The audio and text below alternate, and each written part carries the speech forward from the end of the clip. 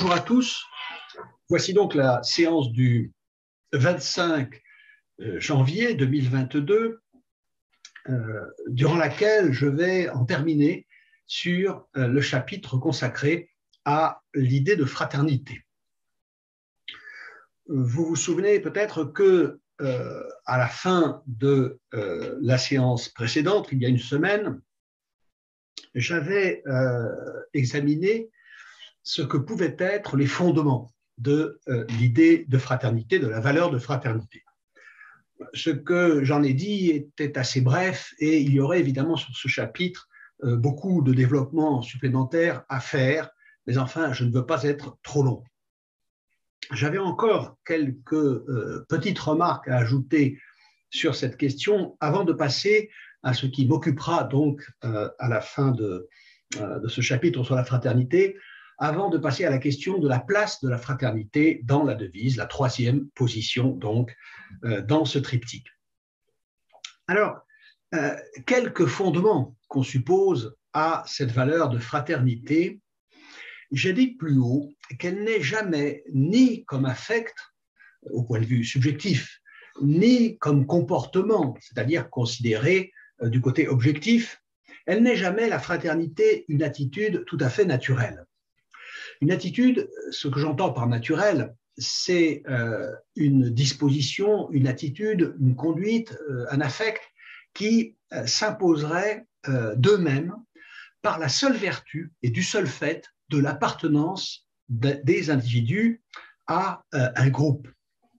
Alors, ce qui est certain, et là je pense que là-dessus on ne peut pas avoir d'hésitation, ce qui est certain, c'est que la fraternité n'existe, ne peut exister comme disposition ou obligation personnelle, c'est-à-dire concernant les individus, elle ne peut exister, alors comme je viens de le dire, qu'en vertu de l'appartenance d'un individu à un groupe. C'est-à-dire que cette appartenance est une condition nécessaire pour que l'idée de fraternité prenne une signification. Mais on va voir que ce n'est pas une condition suffisante. La fraternité peut exister chez des individus, membres d'un groupe, en tant que ces individus doivent à ce groupe souvent plus qu'une contribution matérielle à leur existence. Je dirais pour autant que ces individus lui doivent jusqu'à un certain point leur existence même, c'est-à-dire qu'il y a fraternité entre des humains que le groupe réunit de telle façon qu'il a façonné jusqu'à un certain point leur être même, leur être conscient, leur être moral, leur être spirituel, mais peut-être même aussi, on pourrait aller jusqu'à dire, leur être physique. La fraternité peut naître entre les individus d'un groupe en tant que ce groupe les précède et jusqu'à un certain point les forme. Des affects comme par exemple la compassion, l'amour ou l'amitié pourraient, je pense, à la rigueur, se maintenir, naître et se maintenir dans un système de rapports strictement individuels, interindividuels, où chacun se déterminerait entièrement à partir de soi et de ce qu'est l'autre en face de lui. Mais dans un tel système, où n'existerait que des relations sur une base strictement individuelle, eh bien, je pense que l'idée de fraternité n'aurait aucune signification. Il me semble qu'on pourrait penser la fraternité sur le mode de ce que Montesquieu, dans l'Esprit des lois, appelle les principes des gouvernements. Dans l'Esprit des lois, Montesquieu distingue ce qu'il appelle la nature d'un gouvernement de ce qu'il nomme son principe. Alors, qu'est-ce que la nature d'un gouvernement? C'est ce qui le fait être tel. C'est ce qui le fait être, par exemple, tyrannique, monarchique, constitutionnel, républicain.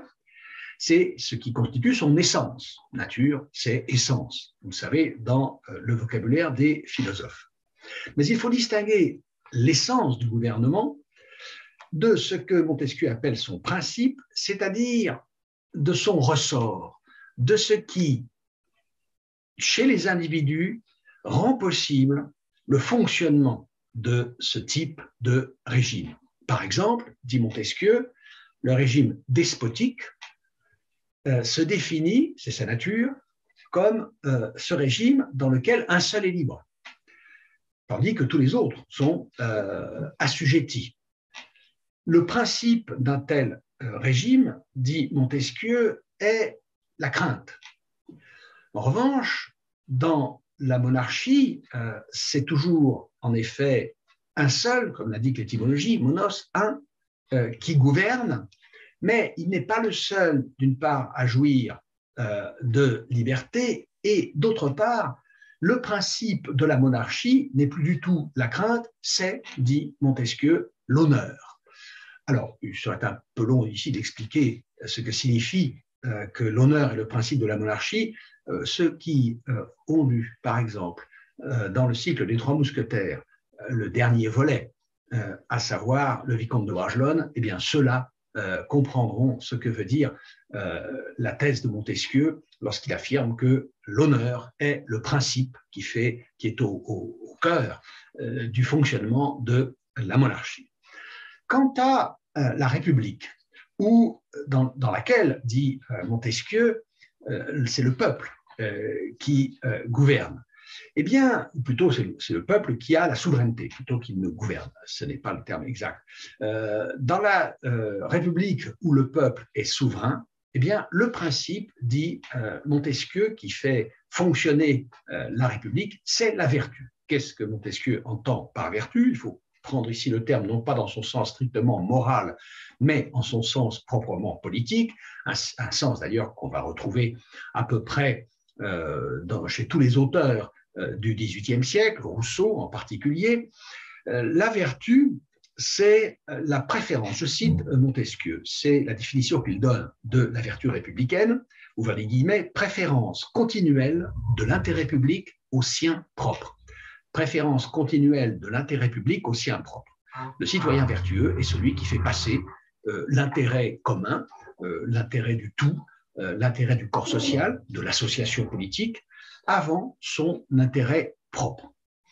Eh bien, il me semble que ce que signifie l'idée de fraternité, c'est que cette vertu républicaine dont nous parle Montesquieu, et dont nous parle aussi très bien, par exemple, Rousseau dans du contrat social, cette vertu républicaine ne suffit pas tout à fait. Il ne suffit pas que chaque individu, en son fort intérieur, nourrisse une préférence et donne la priorité à l'intérêt, au bien commun, à l'intérêt collectif, pour que la République puisse fonctionner. Ce que signifie l'adjonction de la fraternité à la devise républicaine, c'est ceci qu'il faut quelque chose de plus que l'intérêt que prend le citoyen au bien commun. Il faut un intérêt qu'il prenne sous une forme affective assez semblable, pris en tant qu'individu.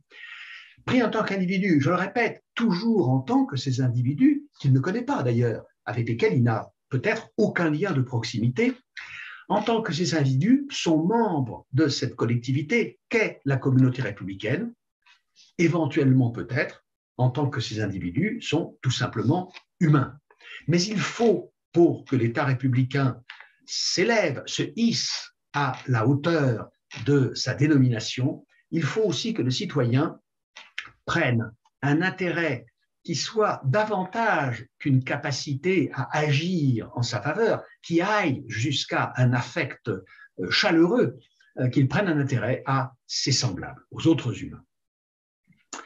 Mais, je le répète, aucune communauté d'appartenance ne détermine jamais de façon purement mécanique, automatique, si vous voulez, les membres d'un groupe, quel que soit ce groupe, à se montrer fraternels les uns envers les autres.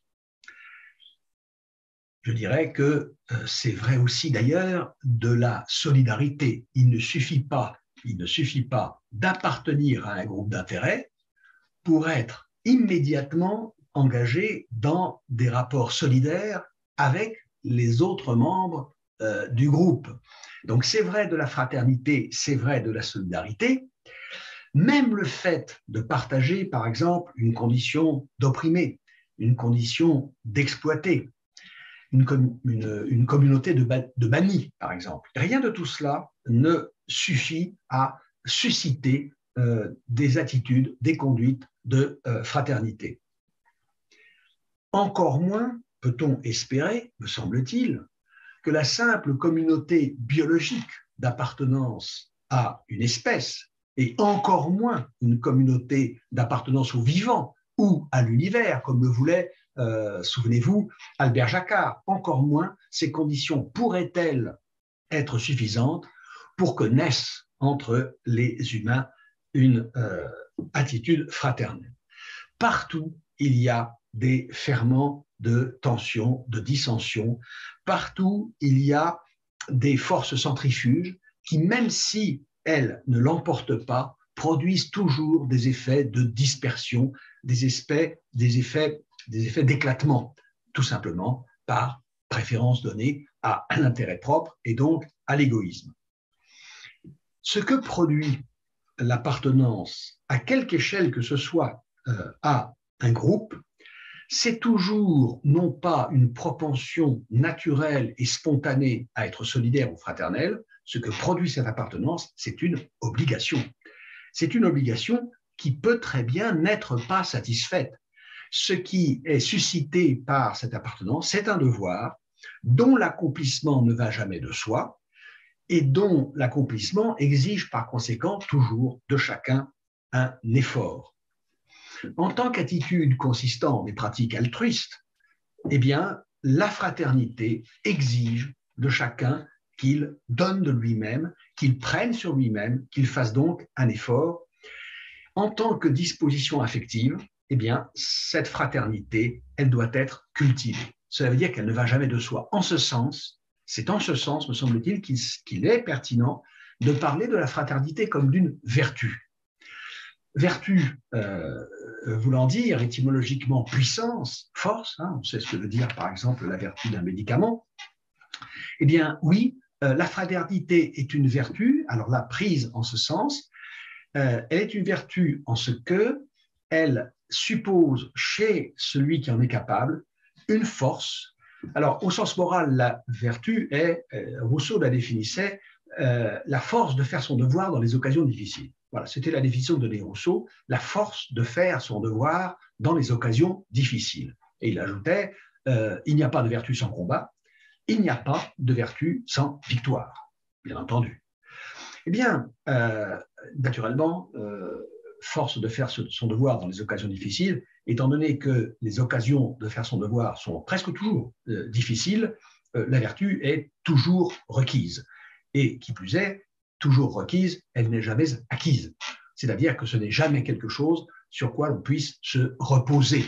C'est ce qui fait dire à Kant, là la formule est très juste à mon avis, la vertu est toujours au commencement. La vertu est toujours au commencement. Celui qui se regarde le matin dans la glace, ou plutôt le soir, celui qui se regarde à la fin de sa journée en disant « Ah oui, c'est pas mal, je suis assez vertueux, j'ai bien agi aujourd'hui, je me suis bien conduit, je me suis bien comporté », celui-là est mal parti pour la vertu. La vertu est toujours au commencement, elle est toujours devant une tâche à accomplir. Et il en va de même de la fraternité. Alors maintenant, venons-en donc à ce qui sera le dernier point dans cet examen de la fraternité, la place, la troisième position de la notion de fraternité dans le triptyque républicain.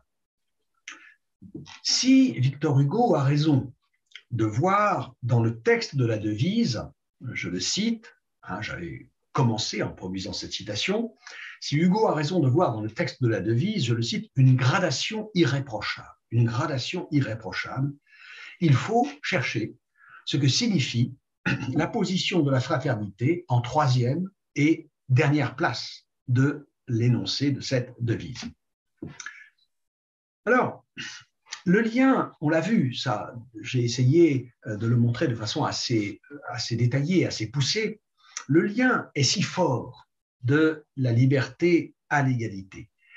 Ces deux valeurs sont à ce point engagées dans un rapport d'implication réciproque et d'intrication intime que la fraternité, dont il faut rappeler qu'elle est absente de la Déclaration des droits de l'homme et du citoyen de 1789, la fraternité paraît venir en plus en supplément, comme une espèce d'adjonction tardive, un bonus, et une adjonction qui est tardive à la fois historiquement, puisqu'elle n'est venue qu'après, dans l'ordre du temps, s'adjoindre à la liberté et à l'égalité, mais supplémentaire aussi, en plus, dans l'ordre des concepts, puisque, comme je l'avais montré, elle n'entretient pas avec les deux précédentes valeurs, la liberté et l'égalité, le même lien intime que ces deux valeurs, elles, précédemment, entretenaient. Et pourtant, même si la fraternité vient en plus, je ne sache pas qu'on l'ait jamais considérée comme se trouvant, figurant dans la devise républicaine, en trop. Alors, il y a deux manières, je pense, principalement, de concevoir le rapport de cette troisième notion aux deux précédentes. La première manière, c'est de voir dans la fraternité un complément de la liberté et de l'égalité. Un complément nécessaire pour donner à la devise républicaine son achèvement, pour lui conférer cette perfection que lui trouve un Hugo ou un Pierre Leroux, comme nous l'avions vu au début. Par sa proximité et même par son appartenance à la famille des affects, la fraternité, on pourrait dire, réchauffe ce que les notions de liberté et d'égalité ont de froid. Qu'est-ce que cela signifie, cette métaphore du chaud et du froid? Eh bien, ceci que liberté et égalité ont, je l'ai montré aussi, ou du moins j'ai essayé de le montrer, liberté et égalité ont l'inflexibilité, la rigueur du droit.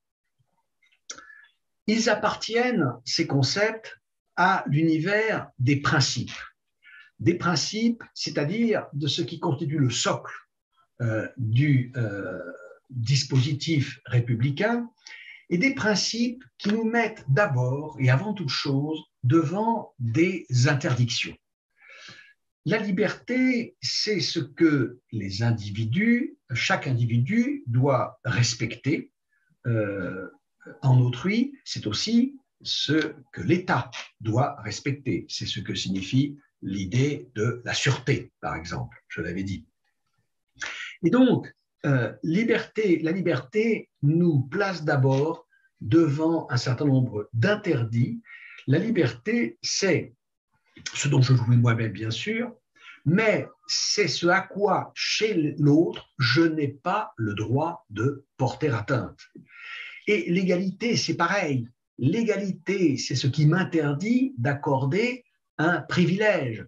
C'est ce qui m'interdit d'élever au-dessus des autres ceux à l'endroit de qui j'aurais une préférence, ceux que je souhaiterais favoriser contre les principes exigés par la loi. Et il n'y a pas que l'interdiction. Respecter la liberté d'autrui, respecter l'égalité entre nos semblables, c'est souvent ce qui requiert d'être à l'endroit des autres membres de la communauté dans un rapport d'indifférence. Parce que laisser libre de faire ce qu'il fait et d'être ce qu'il est, mon semblable, celui qui vit à côté de moi, eh bien, le laisser faire et le laisser être, c'est, jusqu'à un certain point, me semble-t-il, ce qui exige d'être indifférent à ce qu'il fait et à ce qu'il est. La différence, c'est quelque chose qui a plutôt mauvaise presse. On n'aime pas beaucoup l'indifférence. Et pourtant, il faut bien comprendre que dans les rapports que non seulement des citoyens, les citoyens d'un État républicain, mais des humains vivant en communauté, l'indifférence est une attitude indispensable et salutaire. vous savez, ce qu'on appelle assez souvent le droit à la différence.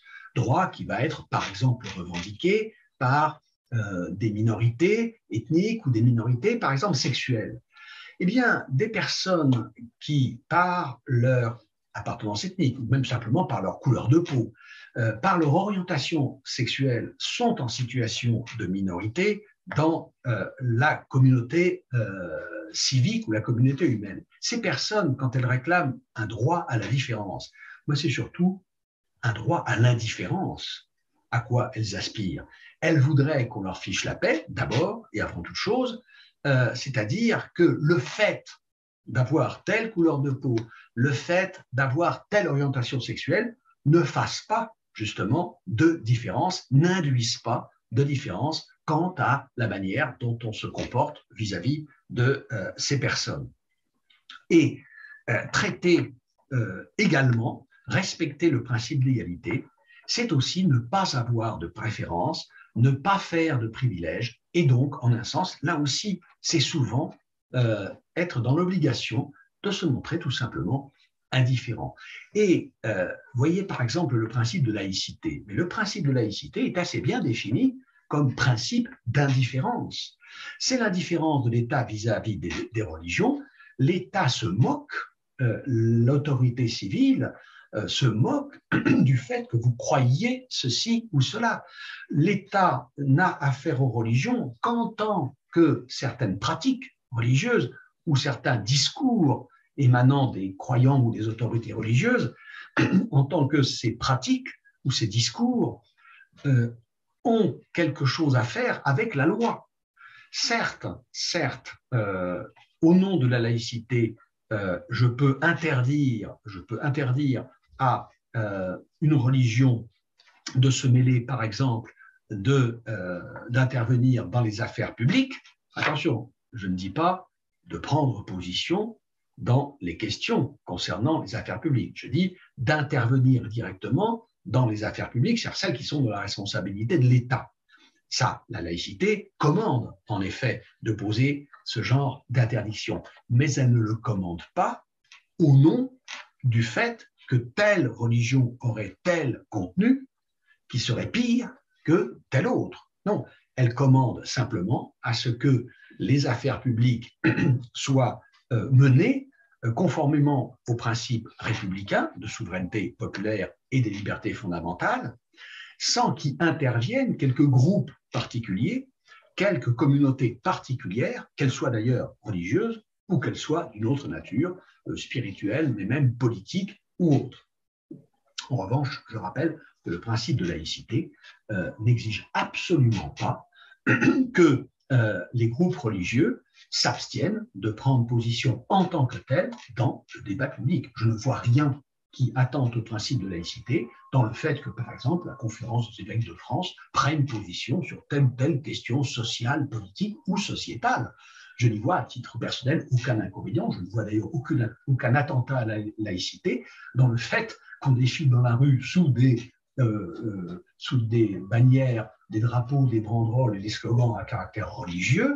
Je ne vois aucun attentat à la laïcité dans le fait qu'une femme se baigne en burkini sur une plage. Le burkini n'a pas à être condamné au nom de la laïcité, il n'a pas à être interdit au nom de la laïcité pour une bonne raison que la loi n'interdit pas de se baigner dans tel ou tel costume, et interdire tel ou tel type de costume pour ce qu'il est un costume attaché à telle religion, ça, c'est tout à fait, au contraire, anti-laïque. Donc, je répète, laïcité, principe d'indifférence. Principe d'indifférence, d'ailleurs, qui ne s'impose pas seulement à l'autorité civile, celle qui a le pouvoir d'interdire, d'agir de telle ou telle façon, mais principe d'indifférence qui s'impose aussi aux individus, aux croyants eux-mêmes.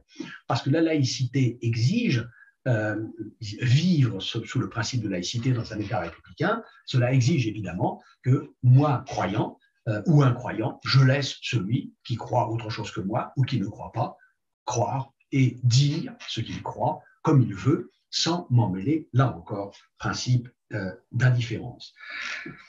Et donc, tout ça a la rigueur ou l'inflexibilité du droit, mais aussi, je dirais, eh bien, la froideur de l'indifférence. L'indifférence est une attitude froide.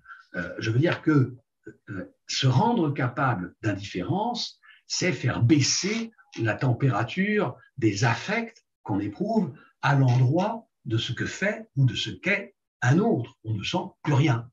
Ça nous est égal.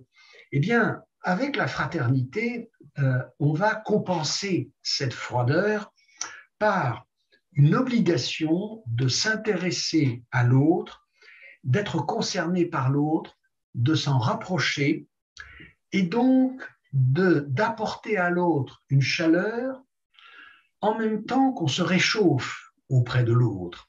Lui apporter une chaleur, d'abord qui lui fait du bien et dont il est satisfaisant de se découvrir soi-même porteur.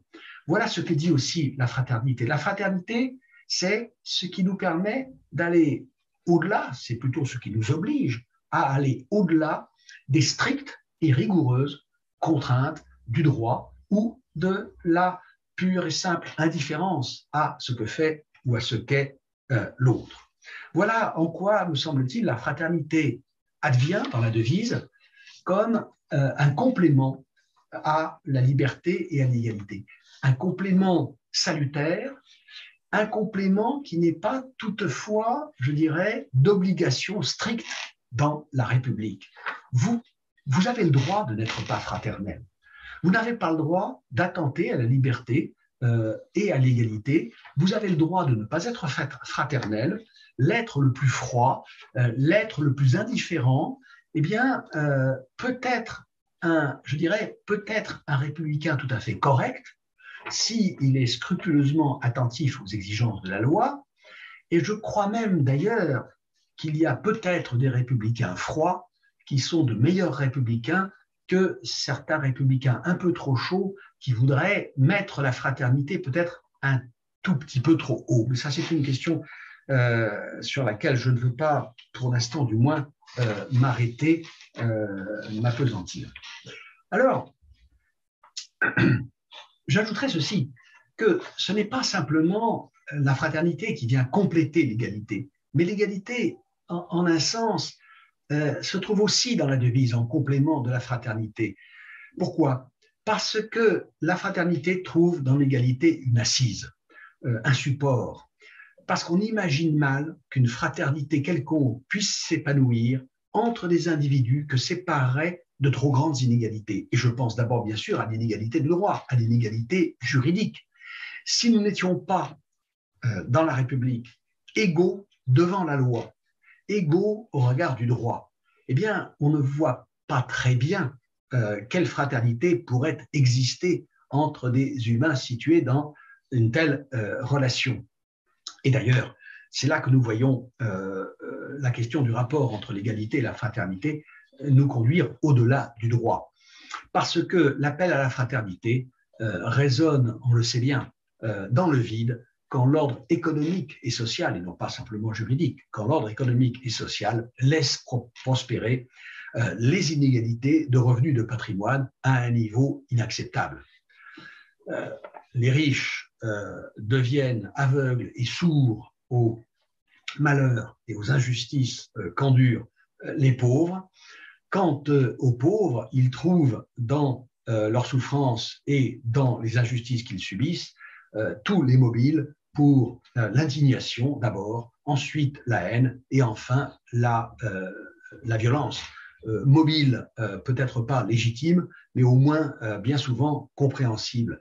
Et je crains que aujourd'hui, en France, et peut-être à l'échelle du monde, nous en soyons dans une assez bonne mesure à ce stade.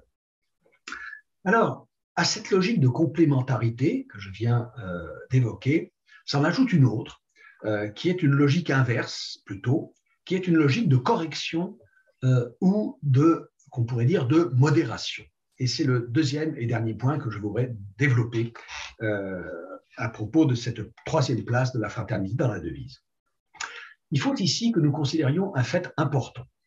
Ce fait, c'est que ma lecture de la déclaration de 1789 a laissé de côté, a passé sous silence l'un des droits naturels et imprescriptibles que l'association politique a pour mission de conserver. Je cite toujours les termes de la déclaration de 89.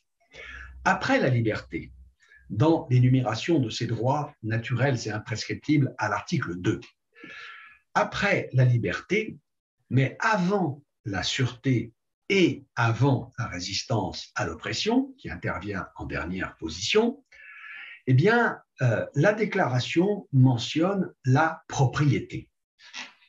Je ne pense pas qu'il soit nécessaire d'adopter une grille marxiste de lecture de la Révolution française et de la Déclaration des droits de l'homme et du citoyen de 1789. Je ne pense pas qu'il soit nécessaire de s'inscrire dans une orthodoxie marxiste pour voir dans cette deuxième place sur le podium des droits naturels et imprescriptibles de l'homme figurer la propriété, pour voir dans cette deuxième place un signe tout à fait éloquent de ce qu'est la Révolution française, à savoir, bien sûr, une révolution bourgeoise. Dire de la Révolution française qu'elle est une révolution bourgeoise, ce n'est évidemment pas affirmer que le caractère bourgeois de la Révolution en épuise le contenu, la teneur, la signification et la valeur. Évidemment non. Et d'ailleurs, je ne pense pas qu'il ait existé des historiens marxistes suffisamment frustes, suffisamment bêtes, je dirais, pour effectuer une pareille réduction. Il y a eu de grands historiens marxistes de la Révolution, on peut penser à Albert Soboul, Albert Mathiez, et il y en a eu d'autres, et aucun d'entre eux n'aurait eu l'idée de nous dire que tout se ramenait dans la Révolution à ce caractère, à cette signification bourgeoise.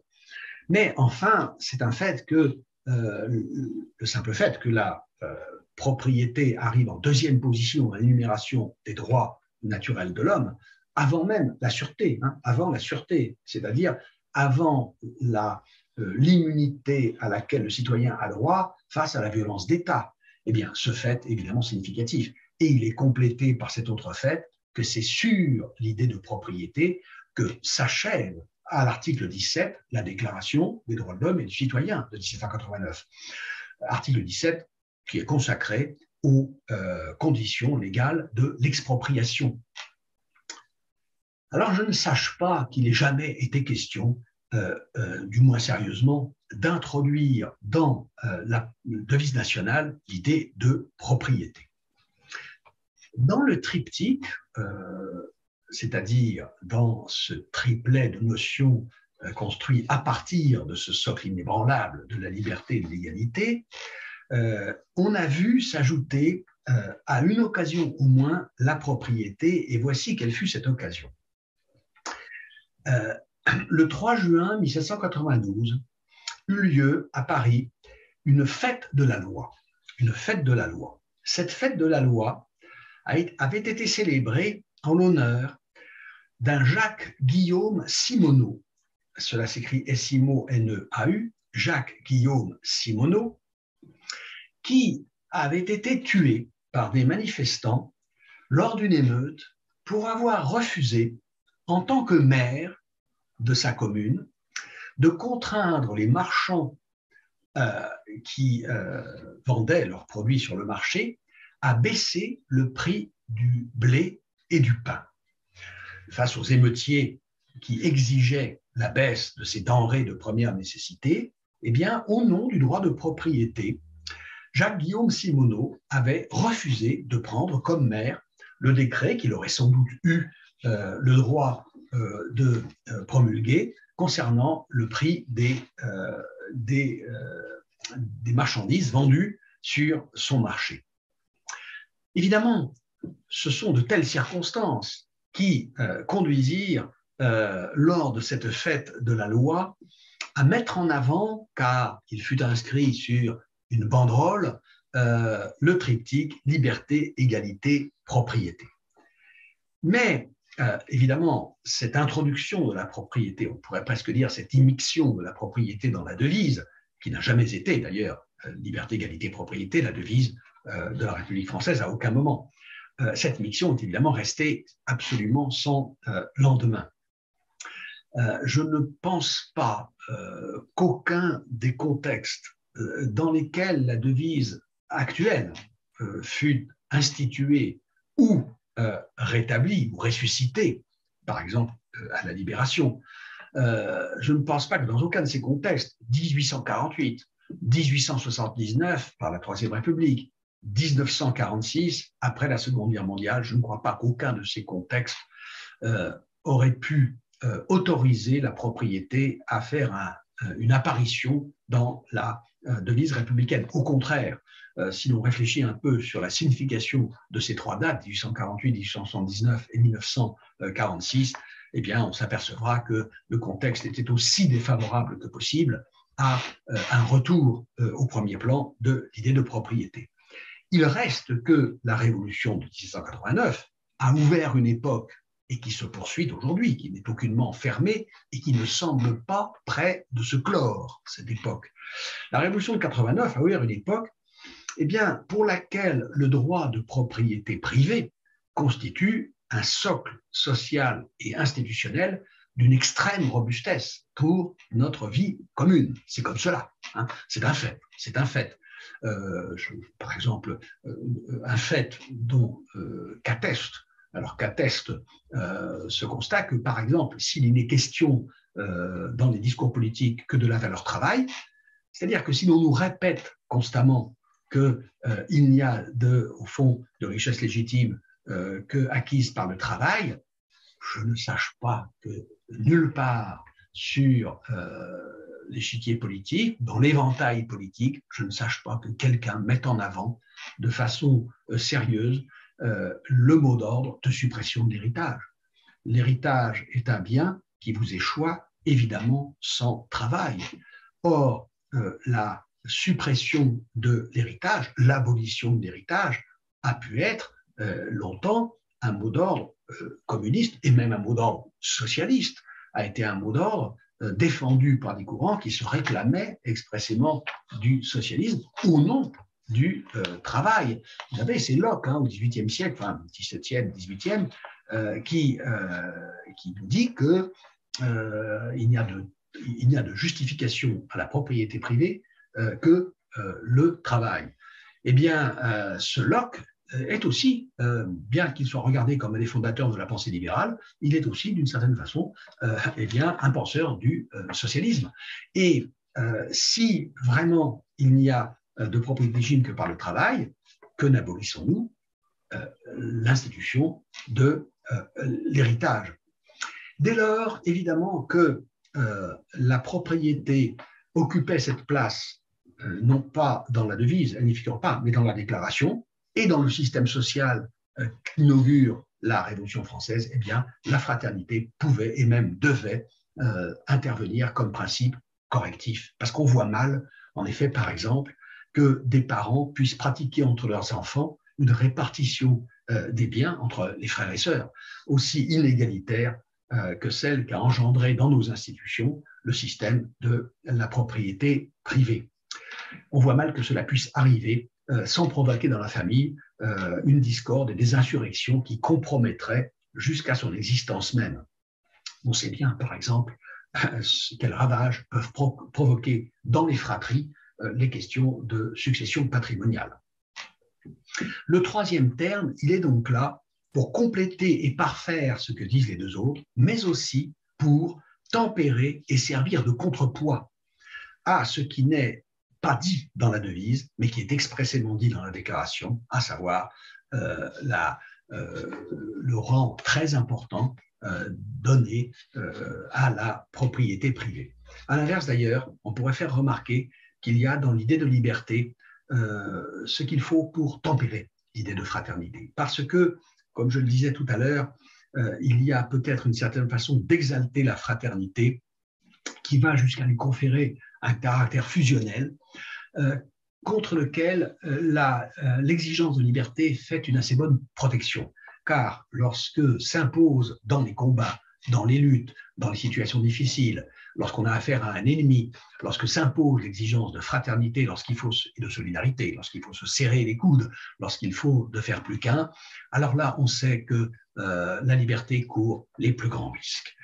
Voilà, donc j'en ai terminé avec la notion de fraternité et dans la deuxième partie de cette séance, donc du 25 janvier, eh bien, je commencerai à conclure, à proposer une conclusion générale sur cette étude de la devise républicaine. Je vous remercie et je vous dis à très bientôt.